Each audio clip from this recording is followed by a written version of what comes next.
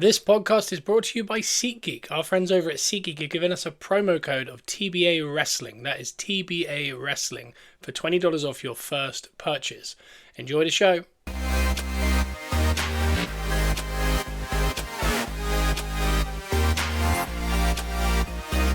Welcome back to Gunners R Us podcast, where we are positively Arsenal, and that we are, and the World Cup has finished. It is officially the end of the World Cup, which means it's officially pre-season. That's exciting for us Arsenal fans, and obviously all the listeners all around the world. Please check us out: iTunes, Spotify, YouTube.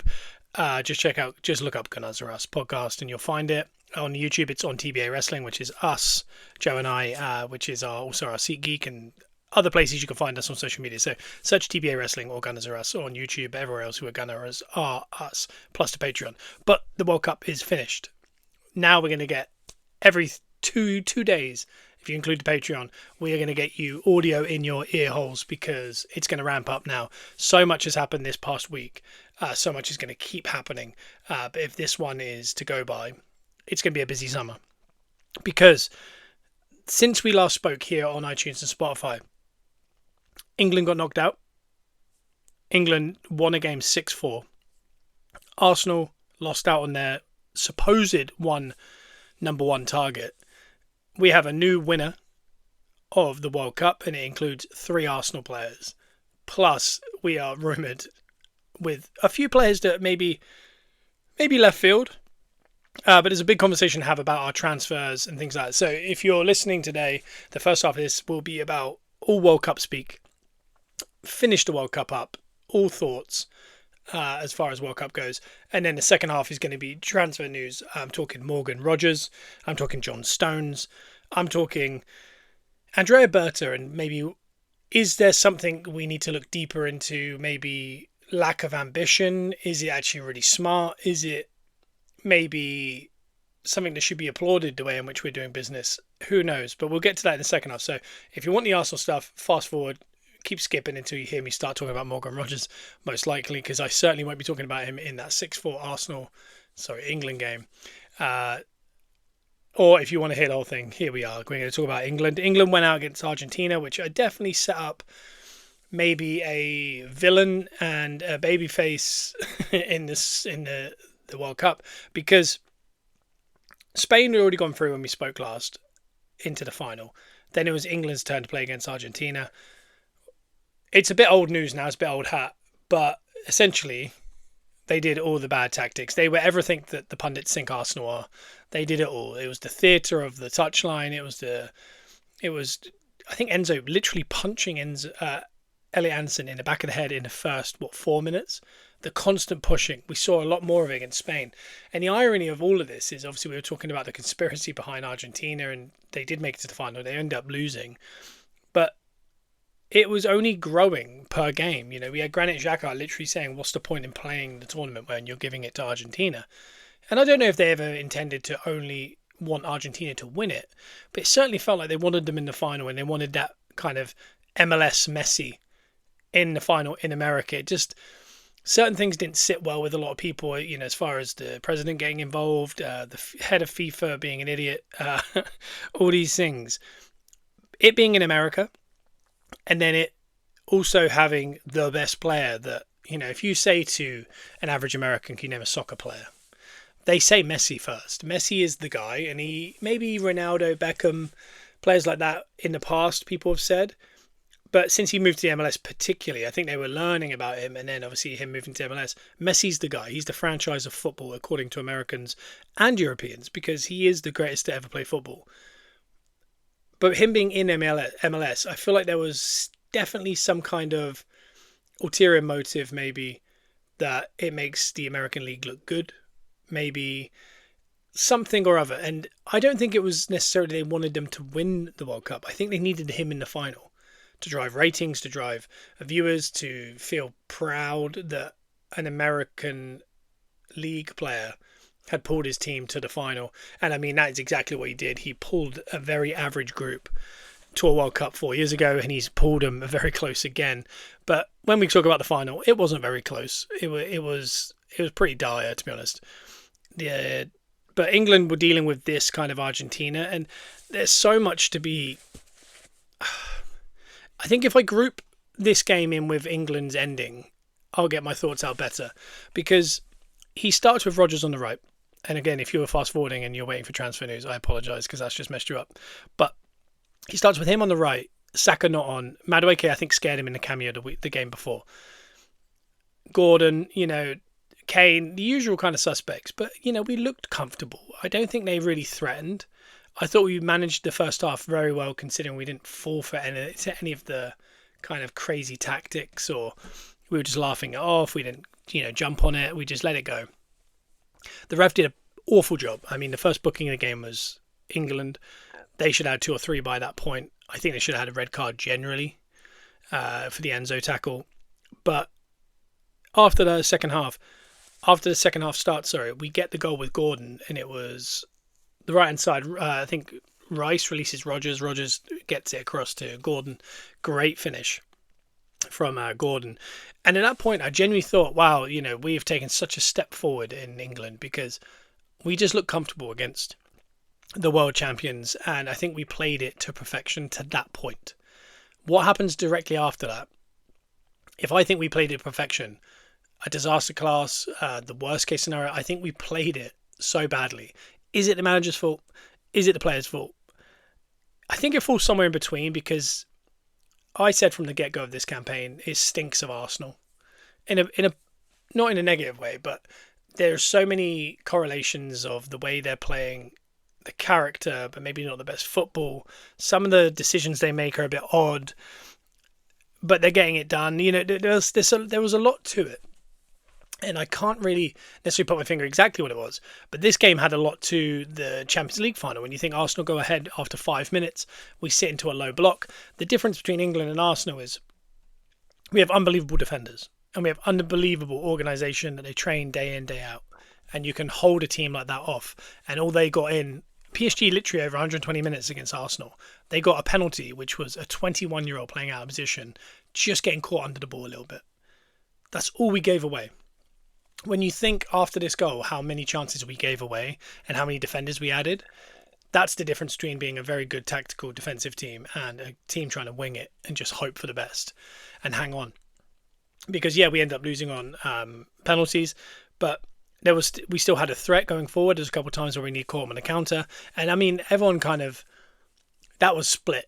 I think a lot of people felt maybe it was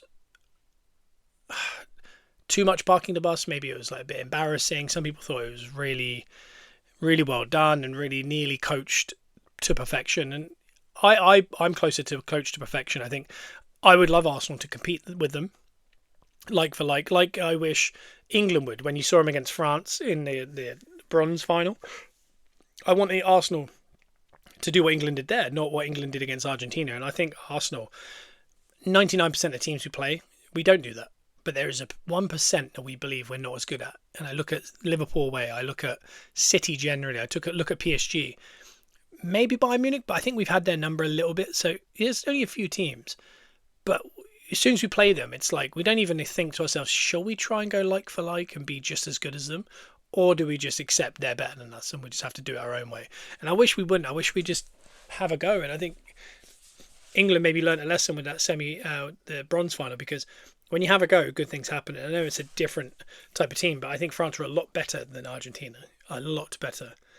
Albeit very little to play for in that bronze final. So, if that was the final or whatever, it was never going to end 6-4. That was not a game played with stakes. It felt like there was no stakes.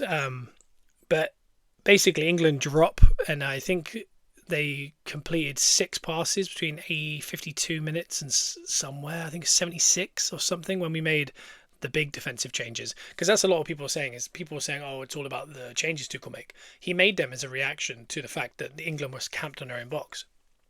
I just think the messaging is interesting, because with Arsenal, we've had this conversation all year on the podcast where Arteta's after the game, we were saying, is he lying or is he frustrated? Because he's coming out and going, I don't want our players to sit on the edge of their own box and hold on. Like we did at the end of the season when we played like Burnley at home, and there were certain games last year where, we're clearly the better team, and for whatever reason we took a lead and just sunk to the edge of our box.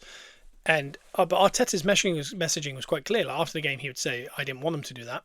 He's also on the touchline, sprinting, telling everyone and pointing, go up, up. His substitutions are not, let's get Saka and Martinelli off and put Mosquera and Timber on, for example. His messaging is, here's Martinelli as an outlet, and they're still dropping. So sometimes a manager can only do so much. But I just think the messaging from Tuchel was, how you've all dropped? I think that's the right thing. Here's another defender. And then here's another 2 defenders. And I think he just got too far into that way of thinking. And I've seen some coaches talk about it and say, basically, even if he had, changed Gordon for Rashford, yeah, we'd have an outlet. But Gordon was already the outlet, and they weren't playing with an outlet.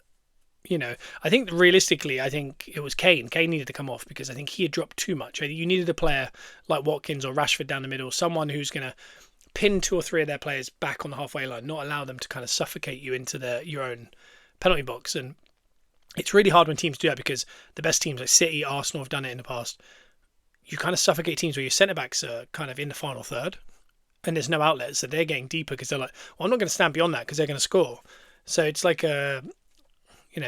it's a game of chicken, really, and just going, well, we're going to score before you, so don't bother leaving a guy forward. So I think we got too deep. The changes then impounded us, I'd say, like even further. The goal comes from, I think one of the biggest shockers of it, I think, was, and I know there's injuries involved, but we learned a few days later that, is that really true? Declan Rice gets taken off, not Elliot Anderson, not anyone else. He gets taken off for a defender. And usually you take a forward off, you take Kane off, you put a defender on, you go, well, no, they're going 5 at the back or 6 at the back. And in this case, we had 6 defenders and then a defender in midfield. But we're taking Declan Rice off. Declan Rice is the marshal of the best defensive team in the world currently at Arsenal. As soon as he went off, the organisation died. And I think that was not... I think you can go to 5 at the back and you can go to 6 at the back. And I think sometimes you can kind of, backs against the wall, it makes you almost play better and you kind of celebrate every clearance. And sometimes that can make the other team more nervous. I think they were galvanised. And I mean, the coach talked about it saying, I can't believe Saka didn't get a minute. And when Declan Rice went off, we felt like, there's blood in the water. It's really true. And as soon as he went off, we lost that shape. And the first goal, the Enzo goal, comes from... Messi plays a short one and Jed Spence's on the guy. He's got Messi to his left, but he's on the guy. Yeah, you kind of need the help, but Elliot Anderson just vacates the middle of the field and comes and stands behind him, doesn't take one of the players, and they play it to Enzo, and it means Jude Bellingham has to kind of fly out the traps and try and block it. It's also in the middle of the goal. That's a whole other issue. But that makes it 1-1. The way they celebrated that goal, you knew they were going to win the game in real time. They were not rushing. They were just kind of like, well, this is it. England's reaction to that was nothing. Was not to, in my opinion, I think there you take off, even if it's just Roger straight for Saka, even if it's maybe, I think it was, who was playing right back at that point? Konza, maybe might have been right back at that point. Maybe you take him off for Saka and go back to a, instead of it being a 6-4, basically, you go back to like a 5-3-1 or something. 5-3-2, sorry. But you get a little bit of control, and you also bring on a player like Saka who can kind of grab the ball, win a foul, get us up the field. Instead, he made no changes. We sunk deeper, chance, post, no changes, chance. And I think, does Jez Spence get a little nick from Messi? I think so, maybe. Irrelevant, I think he does touch his foot slightly. The thing is, the foot that he sells afterwards for a second is not that foot. I think he gets calf cramp in the other leg from stretching. What we learnt in the final, where Moreno sets up the winner for Nico Williams that gets disallowed, is if Jed Spence screams and jumps in the air and lands on his back, that game gets stopped. There's a 2-minute delay. We clear it, and it probably goes to extra time, and then maybe changes happen, and maybe we get back into the game. That's the reason. There's a whole other conversation about that. This is why players dive or make meals and things, and people go, oh, I can't watch it. They make a meal of it. It's because the officials aren't good enough. Because what they should see there is, yeah, he's hurt, but he's not gone down. The Otamendi one, he treads on his foot very lightly. It's not a foul, but he makes it into a foul. And he makes it hard for it to be corrected because there is contact. Because the ref reacts, as a human does, to a guy screaming, going, oh, there must be contact there. Because there's no way that ref sees the foot on the foot. He just sees him jump up and assumes something's happened and thinks VAR will clear it. VAR look at it and go, soft, but because you gave it on the field, I have to stick with it. It's a whole problem that football have got. And this is, again, we're one lying, diving, cheating, jumping in the air Jed Spence away from making it to the final. And that is genuinely damning on football. But we don't. He goes to the back post. I think it's Martinez gets the winner. Here's another issue. For another 90 seconds to 2 minutes after the goal, after we re-kick off, he makes no changes. So we still got 6 at the back. And there was 9 minutes added on, I believe. We're now 95, 96 minutes. He then makes the change. When you've got 7 minutes to rescue your World Cup campaign, wasting, what is that? Nearly 40% of it without bringing on attackers. And then you bring on Rashford and Toney. Honestly, it boggles. And then you think, Saka mustn't be fit. Rice mustn't be fit. And then literally 3 days later, not a long rest, Saka and Rice played 90 minutes in a third place. And what did we get? A goal, an assist from Rice, 3 goals from Saka. And it was almost like they were stuck in their fingers up at Tuchel because Saka said afterwards, and he's the most media trained guy out there, but he's fit, he's fine. I think something must have gone down here because, Saka, we're in a semi-final. Saka, if not, other than Bellingham and Kane and Rice, Saka is potentially top 3 best player in England. And to not play him and play a player out of position in a semi-final, and then later in the game to not change it, then to go to a draw and not change it, and then to go to a loss and not change it. And everyone goes, well, I guess he mustn't be fit, and that's a whole other issue, like why pick him? But then he was fit enough to play 90 minutes, so was Rice. So why'd you take Rice when we were all trying to be organised? And you leave on a younger Elliot Anderson who isn't as clean as Declan Rice. And you bring on Nico O'Reilly to play in Rice's position, out of position. I think it's just awful decisions. And then I think the way in which the France bronze game went completely made it so much worse, because in the first half we go 4-0 up and he plays a 6 with 2 10s where we go, oh no, we're good enough. Here's Eze, here's Rodgers. I thought Eze was unbelievable. I thought Rice was unbelievable. He plays Saka, he plays Rashford. Rashford's the guy who got our other goal before Gordon scored against Argentina. Other than Kane and Bellingham, Rashford's the only person who got scored this campaign, but he wasn't getting any minutes. So you bring them in. Rashford and Saka were unbelievable actually on opposite wings, and maybe something we should talk about in transfer news. But we go 4-0 up, and I think that's a real indictment of style of play, the personnel, and actually going for it. So that made that last game look even worse, because Argentina are a much worse side. Second half, he doesn't make any changes when we need to make some changes to freshen it up. I mean, he could have taken Rice off there for Anderson because we're, 4-0 up. It goes to 4-1 early on in the second half. But, you get Elliot Anderson on. Maybe you get Gordon on for Rashford. Maybe, Bellingham for Rodgers, who's played a lot of minutes, whereas Ez has not played any. Maybe Kane on. Toney stays on. Then we have Watkins out of position on the left, slowing us down. So now we've got 3 people running in Treacle, including Saka and his bad Achilles. And then Eze goes off, not Rodgers. And then, the decisions at the times just made it worse. And it got all the way back to 4-3. And you think, oh, okay. Then it goes 5-4. So 5-3. And then it goes 5-4. Then we go and get the 6th with Bellingham, who deserves it. And he's the most goals by any Englishman ever in a World Cup, which is probably deserved because I'd say it's the single best performance of an English player in any campaign I think we've ever had, and ever, including the years we won the World Cup. And this is our best ever finish, 3rd place. We've never come 3rd since '66. No team's ever done this. So something to be impressed with. But I genuinely think it's jumping up, screaming Jed Spence away from a final.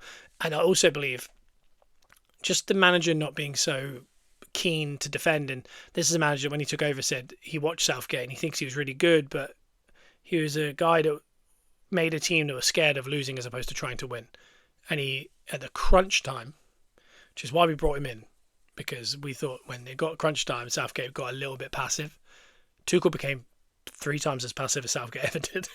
And that is mad. It's so confusing. And then, the follow-up game makes it even worse. The fact that he played Saka and Rice for a full game means they were fit enough to play full games, and he was choosing them not to. So that means he doesn't believe they're good enough to see out games, or in Saka's case, play a semi-final.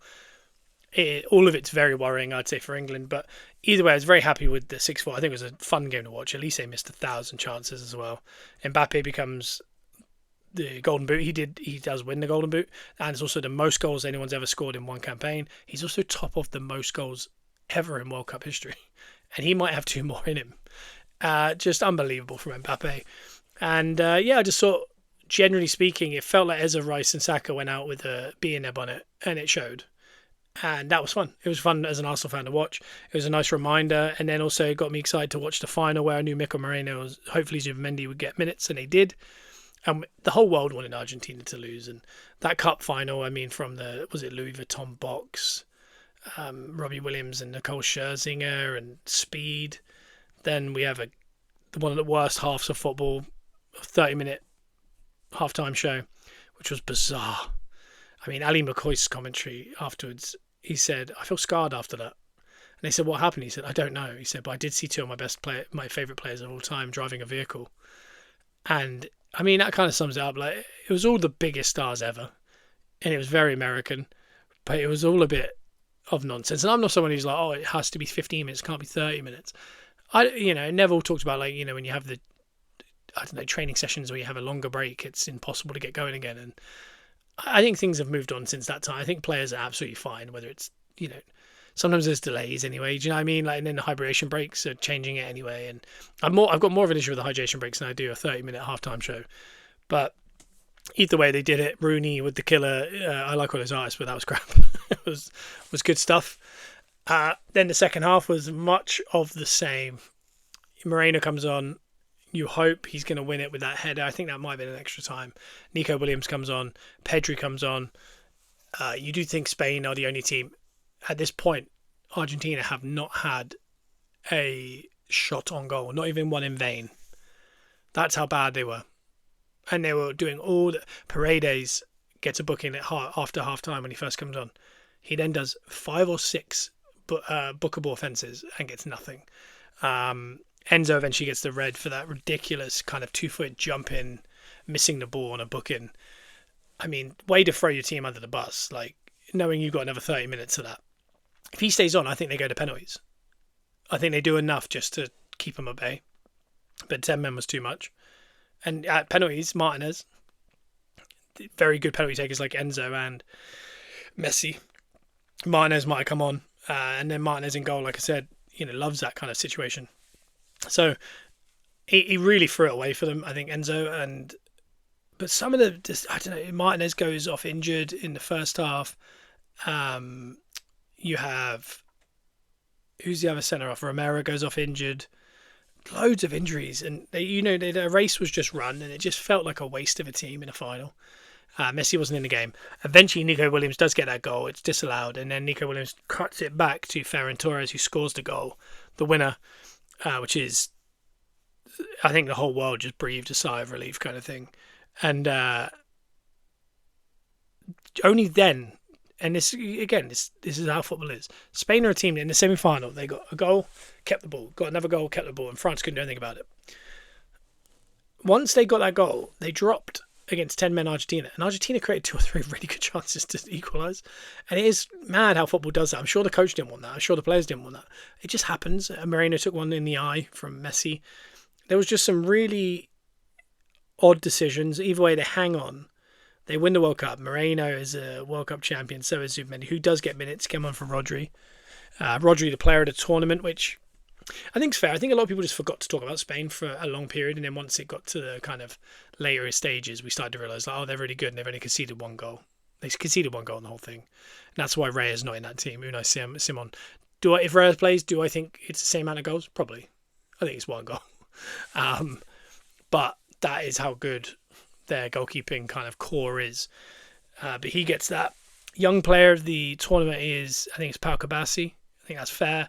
The Rodri player of the tournament, maybe. I think Mbappe, when you break records like Jude Bellingham, I think even Messi's performance at his age, I think Rodri was a little bit of a underwhelming pick. And I really do think they do it at convenience of just they're there. Do you know what I mean? Like they're right there. Saves flying people in or having to do it separately. So they do that. Directly after the final whistle, by the way, there is a fight. Paredes does get eventually sent off. But I mean, they're acting like I've not seen players act for like 30 years. I mean, such an unlikable team. It's so bizarre that you can be that unlikable that everyone agrees that Messi's unbelievable to watch and he's the best of all time. To make that team unlikable, you need to do quite bad stuff. And that's how bad they are. It's because no one likes that team. They're a horrible team. And they had nothing in that final. So Spain win it. Back-to-back Euros and World Cup, which is what they did in 2010, 2012, I believe. So that golden generation that did it for them. This is the new golden generation, and I really don't think Alex B, Arizabal, Yamal and Almo was the front four that everyone was terrified of to become as generational as Iniesta, David Villa, Xavi, Sergio Ramos, Iker Casillas. I don't think people expected this crew to do it, but I just think it shows you just how good and kind of competent Spanish players are, really. Because, I mean, they showed how unpotent they were. Even throughout the whole tournament, they just don't have goal scorers. They're not very good at scoring goals. They just keep the ball. When you have the ball, it's very hard to lose games. So that's almost the blueprint of how you win tournaments.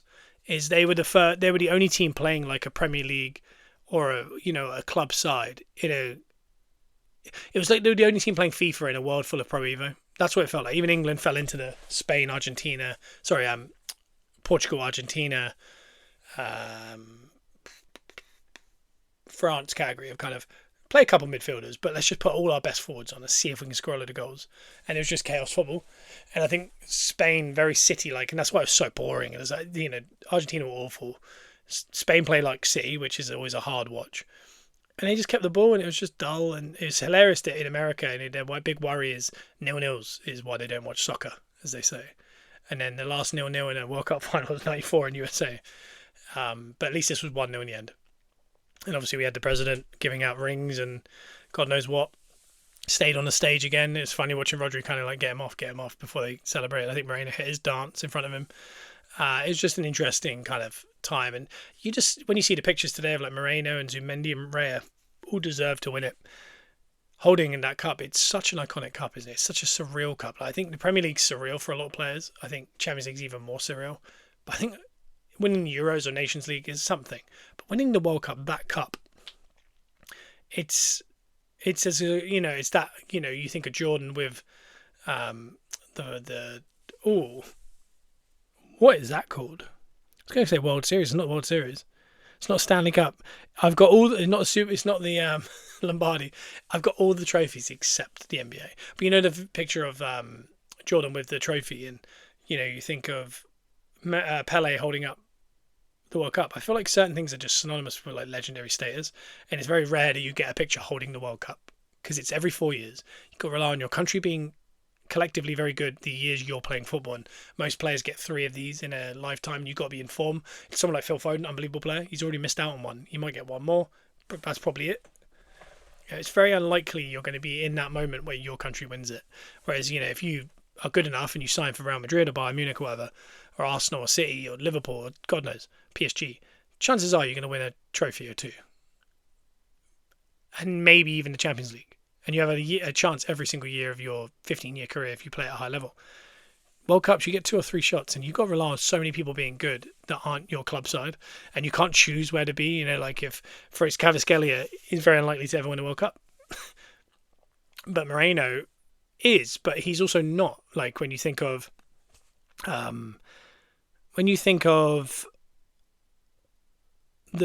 we think of Spain being very good, and they've won the Euros and now the World Cup. They did it again in 2010 and 2012. They'd never won one before. That's the first time they've done it. Now 16 years ago. So when that was coming through, when they last won the World Cup, Moreno, who is an older player by means, was 14. And he's probably thinking, I hope I can get through, and when I'm, 18 or 22, I'll win that. Nope. He didn't make it in 18 or when he was 22. He made it when he was 26 and 30. But he only won it when he was 30. Do you know what I mean?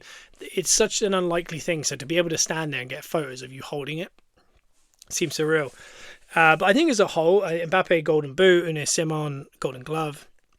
Player of the tournament for me was probably Bellingham, Messi, and Mbappe are the three that come to mind.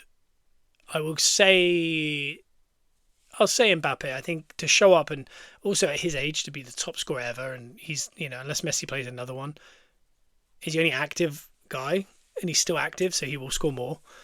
Is mad. I think special shout-outs like Cucurella. I think Cucurella was unbelievable.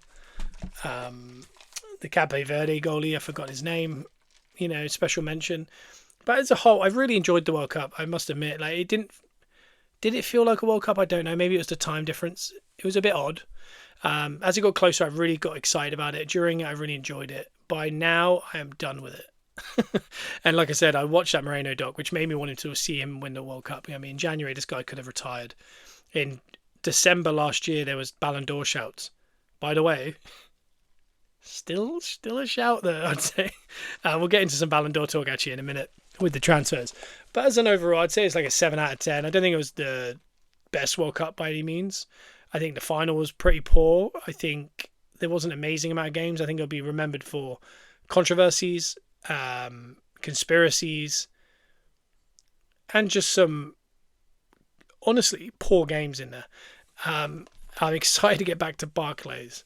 I'm excited to get back to Strictly Come Dancing on a Saturday night after watching Arsenal Leeds at 5:30 or something like that, with some sweet treats. That's what I'm looking forward to. So World Cup is in the books. It is done. That is the last we'll talk of it, unless something crazy comes out. And we'll move into almost the start of our preseason here on Gunners R Us podcast. So I'm so happy to have you guys here. This is the start of it. I think we're going to do a little bit of Ballon d'Or talk. I think we'll do some transfer talk. So we'll start with the Ballon d'Or talk. I joke about Moreno. They were talking about Mbappe, Messi, Haaland, Yamal.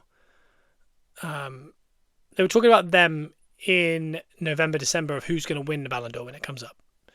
Since then, Moreno missed 6 months. And Moreno, by the way, was in the photo and everyone laughed at it. Since then, when you look at the other players, Mbappe has won nothing since that moment. Messi has won nothing since that moment. Haaland has won an FA Cup and a Carabao Cup. Moreno has won the title, played in the Champions League final, and won the World Cup. Played in all of them, by the way. Of all those players, and you think of Ballon d'Or as based on like a lot of different things, but one of the big metrics is European football and international football. I mean, he's up there.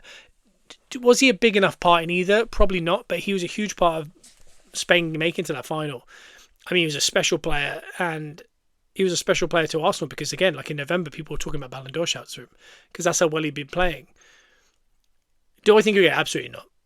Do I think there should be better conversation? Yes, because I think some people just have good PR. I think Yamal has very good PR. I think Haaland, especially after this World Cup where the Americans took him in and the rowing of the Norwegians and them doing better than people expected and, becoming a bit of the fan favourite.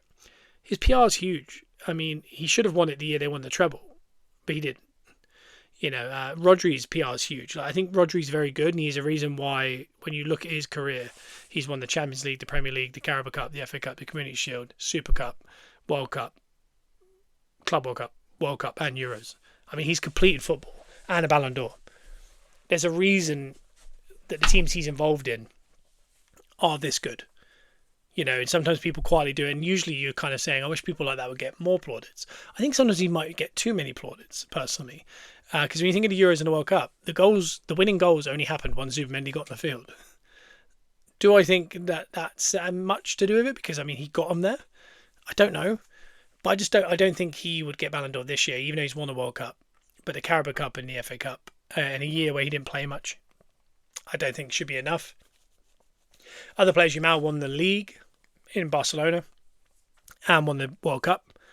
I think that is a very good shout.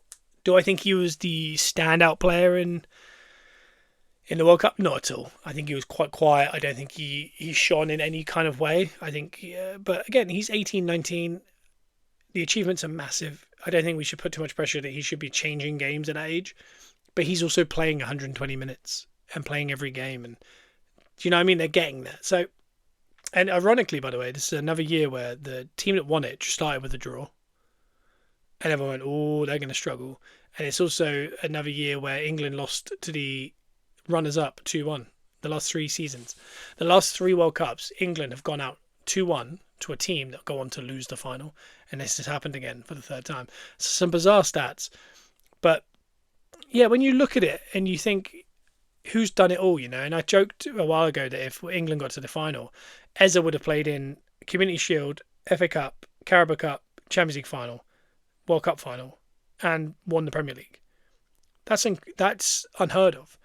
And again, that is something that nearly happened. And also, he played in the bronze final.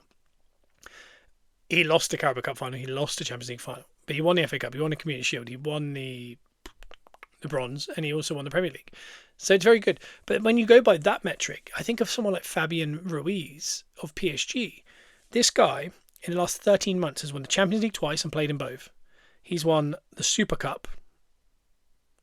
He's won their version of the FA Cup, their version of their Premier League, like their league, including last year's, their version of Community Shield, and the World Cup. So when you look at it that way, you're thinking no one really can hold a candle to Fabian Ruiz. But will Fabian Ruiz win the Ballon d'Or? Absolutely not, and it will go to someone.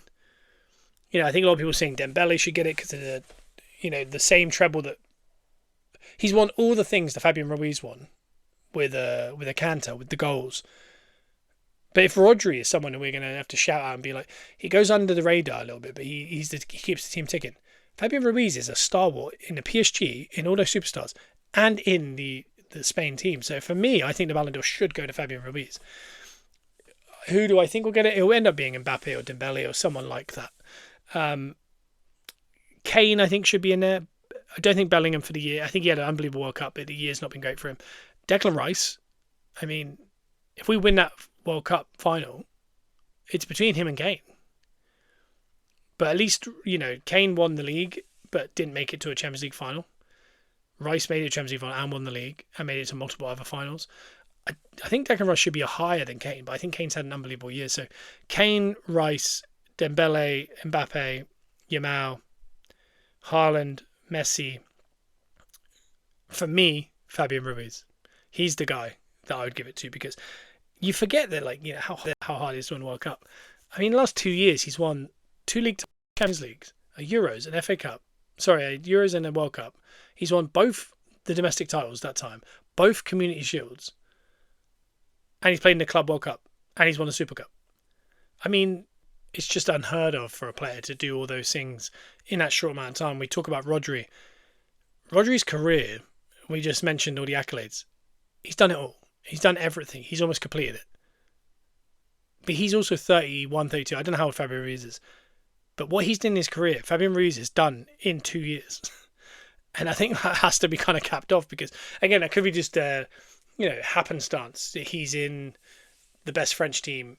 And again, it's tough because France is an odd one. It's not like he's winning the Premier League as well, like Rodri did.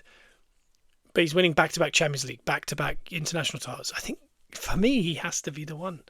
But that's just me. Let me know your thoughts here. Check out TBA Wrestling on Instagram, social media, all that kind of stuff. If not, check out Gunners R Us podcast on TikTok. Let us know there. Plus here on iTunes, Spotify, leave a review. So, transfers. This broke the day of the bronze final. I'll actually find the tweet. I'll have to find the tweet, I think. It was a bomber. Was it Ornstein? Or was it Fabrizio? It was an Ornstein bomber. Chelsea reached a verbal agreement with Aston Villa to sign Morgan Rogers. Bid of 117 million accepted by Aston Villa, being finalised 6+1 contract. Medical is today here on Monday. Arsenal interested, but a 23-year-old attacker wanted Chelsea. Xabi Alonso instrumental. The talk is, and I think there's so much to break down here, because there's a good and a bad of all of this. Did I think he was our number one target? Yes. What is that based on? Just internet speak. I don't know what Arsenal's number one target is. I don't think anyone truly does. It seemed very likely. We had spoken directly to him, his representative, and him. it looked like everyone was agreed. It looked like there was a slight sticking point that maybe formation-wise or playing time-wise, there was a little bit of a sticking point. But Arsenal didn't value him any higher than 80 to 85 million. That was the real sticking point. For me, this is another player. A lot of people are saying, oh, we always miss out on our first target, end up with our second or third. This happened last year. Sesko, his issue with Arsenal, we really wanted him, but Havertz is there. And Gyökeres's reaction to Havertz being there was, oh, okay, well, I'll be the first choice. And I think when you think of it like that, I think you see a lot about personality. I think Rodgers saw, Nwaneri, Jesus, Odegaard, Dalman, Moreno, Havertz, and he went, wait a second, where am I going to play? And I think he didn't trust it. Whereas at Chelsea, I think obviously the conversation has been very much Xabi Alonso saying, you and Cole Palmer behind Pedro, that's the winning ingredient for us, those three players. And it does feel very similar to the Mbeumo, Cunha, Sesko of Man United, this kind of like really compact, like fun, potent front three. And I can see why he'd be drawn to that. It's London, it's similar to Arsenal, and also the big part of this, the non-sticking point, is Chelsea went, we'll give you 117 million and break the British record. And of course Villa are going to accept that. And he doesn't really have much of a say because, again, if he's intending to move on, he's also leaving, by the way, Champions League football for a non-European team, which is bizarre. They've got the two guys doing the cold celebration. Am I sad we missed out? Yes, I wasn't with Eze and players like that. I was so into the idea of them signing, even Gyökeres. Rodgers one, I was a bit similar to how Rodgers felt, which I don't really know where he goes. I also didn't mind it, but I also didn't mind it as 70 million. As a fan, I didn't want to see us break a British record for Rodgers. I don't think he was transformational for us. I think you break that bank for Mbappe or Vinicius or like a transformational signing. Even Alvarez, maybe. Do I prefer Rodgers to Alvarez? Maybe. Probably. But I also can understand the technical ability of Alvarez really helping Arsenal. But what I didn't want to happen was us to break it twice and get Alvarez and Rodgers and then that pressure. And what I do like is the way in which Arsenal have said, this is what we value him at, no more. We're not getting into the worlds of Cities and Chelsea's or even Tottenham this year, where a team goes, well, you can have him for 90 million and go, all right, deal. I like the fact we have a principle and go, no more than that. And I think Ornstein mentioned today, them losing out on Rodgers doesn't mean they're going to instantly go and sort out the Bruno G situation and think, well, we said 65 million at max, 68 million is being reported. Now we're not getting Rodgers, we might as well spend another 20 million and just go, oh, well, here's 85, 90 million, have him, and then we'll have him. And Arsenal go, no, we're not doing that. These are what we value these players at. That's our bid. If they don't like it, we'll have to find somewhere else. And it's got to be I think that should be applauded in football, because I think now, and I know there's no real, there's no award for running it well anymore, because, City do so well, and look at Rodri playing for a team like that. And it was based on 10 years of sports washing, and we don't have a verdict yet. Maybe now the World Cup's finished, we'll get more of a verdict. And Chelsea selling, the women's team or the hotels to themselves to fund this stuff, and they're giving people 44-year contracts. Stuff like that is not how you run a business. And also, the most breaches of financial fair play in English football history is Man City and Chelsea. And they're also paying 117 and 116 million up front currently for British players. And again, you pay an extra fee for the Britishness, I think, and from the Premier League. But you kind of got to respect Arsenal. And again, Liverpool did last year. They wanted Wirtz. Here's 120 million. Here's, Isaac, here's another 125 million. You've got to kind of look and go, Arsenal won the league. We've lost Trossard. We've added this Greek guy no one knows. Kind of that's what Arsenal have always done. And it's also what I think football should be more about than, you expect Real Madrid to go and buy £100 million players regularly. But the fact that we've got teams coming 10th and then buying that level of player, and players are leaving Champions League teams to do that, says a lot, And you think of Tony Cottee back in the day, rejecting Arsenal to go to, I think it was not West Ham. Where did he go? Maybe Chelsea? I can't remember. But he turned it down because he said, medals are for now, money's forever, basically. And he was pretty open about it. He's saying, I want to make some money. So, that still exists, and I understand that, but you just think the other side of the coin I think about is, does Arteta look at the board and go, where's the ambition? I wanted Morgan Rogers. That was the guy that I felt was transformational for us. That was the reason why I felt comfortable losing Trossard. This is this. And it does worry a little bit because he's got a year left in his contract, Arteta. The extension isn't signed yet. Does he see it as like a lack of ambition? Does he see it as, well, you're not going to back me? Look at Glasner at Palace. He won the trophies, but he was like, well, there's no point staying here because there's no ambition. Maybe Arteta sees that and says the same and says, and the fact that we sold Trossard and bought Zolas does lean into the fact that maybe we need to sell to create funds, which is mad because I think Josh Kroenke said we looked very good and very in the green and very much got money to spend. It could be lying. And then you get to Champions League finals, Carabao Cup finals and win the Premier League and all these kinds of things. I think we're even getting like 4 million of compensation because Saliba got injured in the World Cup. And side note, doesn't need surgery. Looks like he's going to be so maybe less time out. Still probably November. But again, that's probably good news. Declan Rice played 90 minutes. He needs a good old rest, but I can't imagine he'll be out for too long. And Saka says he's fit. So there's some good news to come of it all. But yeah, getting back to the transfer thing,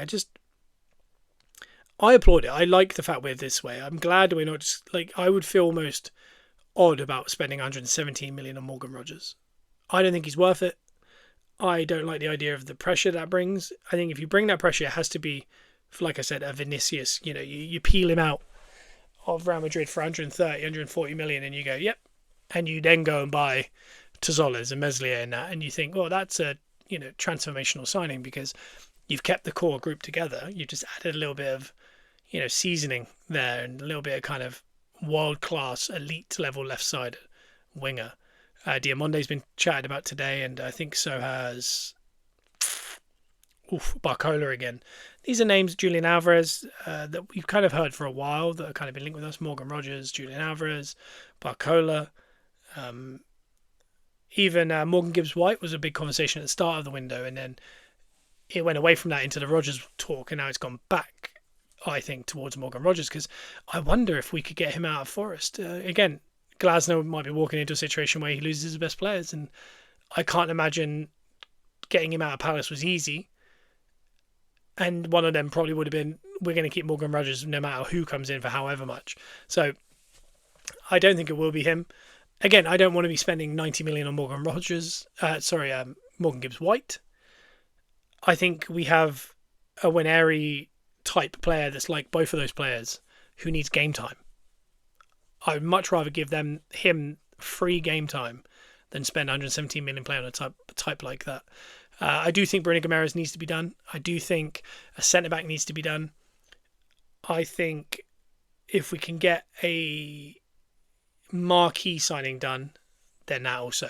If there's no marquee signing to be done, it doesn't fit, I'm happy with Guimaraes, Meslier and a defender. And today the talk is obviously Konza. Villa going to be awkward to deal with. They're losing all their players. They've got a lot of money now from that Morgan Rogers deal. That means they probably don't need to sell Konza. Also, as we've talked about before, Konza will be coming in to be Saliba's backup, and then by November he's out of the team. Does he want that at this point in his career? Someone who I threw him a name up the other day was John Stones on a year, because 32, London, play at the highest level for another year, maybe win something else for his career before he moves off to the MLS. It showed in the World Cup, still very good. That's being reported today that Arsenal are looking at John Stones. For me, Meslier on a free, him on a free, this is smart stuff, in my opinion. But you have to get Bruno Guimaraes done, or maybe a big signing. What people don't like is, you get outbid by Chelsea there. You get Bruno Guimaraes, it looks like we're not pushing a boat out too far, and you're thinking, are we just not going to buy anyone? And also, you've got to remember, this team won the league last year without buying anyone. Missing Havertz, Odegaard, Saka for majority of the season. If we could have those guys back, I'm not going to say it's like a new signing, but we are good enough to win the league again, whether we get anyone or not. Maybe you need to replace Trossard. Maybe Zolas isn't enough. I understand all that. So maybe, you do need to bring in someone. But maybe you do need to give Nwaneri more time, or Max Dowman more time, or, think about that kind of thing. So I'm not stressed. A lot of people are starting to get quite stressed and worried about the upcoming season already, which I think is just part and parcel of the transfer window. But for me, I think Moreno is another one that will be playing next year. We've got a lot of players. We have to move on some more players before we can bring any in. And I don't necessarily go. I'm not in the line of thinking of, oh, Waneri, Odegaard, Moreno, move them all on and get in Alvarez. I don't want that. I prefer Odegaard. I prefer Waneri to get minutes. I prefer Moreno. And they've also proved their point. So I think, and also we learned that Miles Lewis-Skelly's an unbelievable 8, and he's a player that I want to see play a lot next year. And buying 2 or 3 more midfielders, stuffing up the gateway, like the pathway, for him and Waneri, I don't like, because I think Lewis-Skelly is one of the best midfielders in the world. He proved that in that final against PSG. He didn't look out of place. Should have gone to the World Cup. So, yeah, I'm not worried. I don't think anyone else should be worried too. Maybe as we get closer, if we lose a few players and we don't replace them, and if we start replacing them with players we do not know, you might get a little bit unnerved. But Chelsea, City, Tottenham are spending massive money. Chelsea's team, on paper, I think it's Caicedo, Rodgers, Enzo, Palmer, Pedro.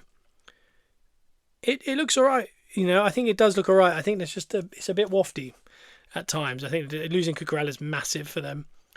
I also think the manager's big for them. I think him getting them to actually be on song is the key. If he gets them playing a certain way and they kind of buy in and they listen, they could be a real problem next year.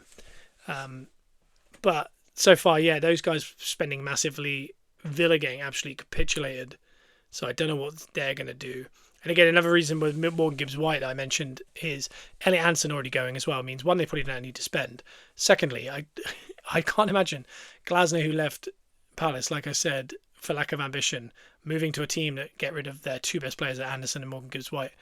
Don't think that's the best start. I can't imagine for a manager who has that feeling about them and the reason he joined them. So again, that's another reason why I don't think Morgan Gibbs-White. I'm simply going to just search Arsenal on socials just to see if anything pops up. Let's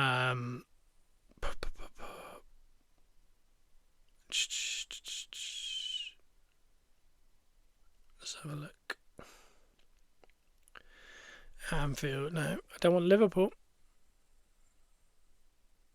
Someone saying Arsenal announcement imminent.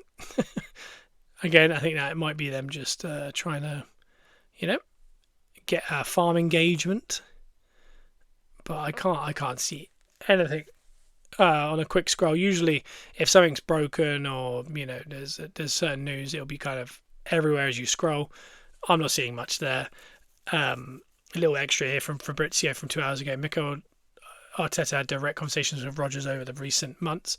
Arsenal were waiting because the hope was negotiation on the price with Aston Villa. Arsenal were never going to put in 117 million.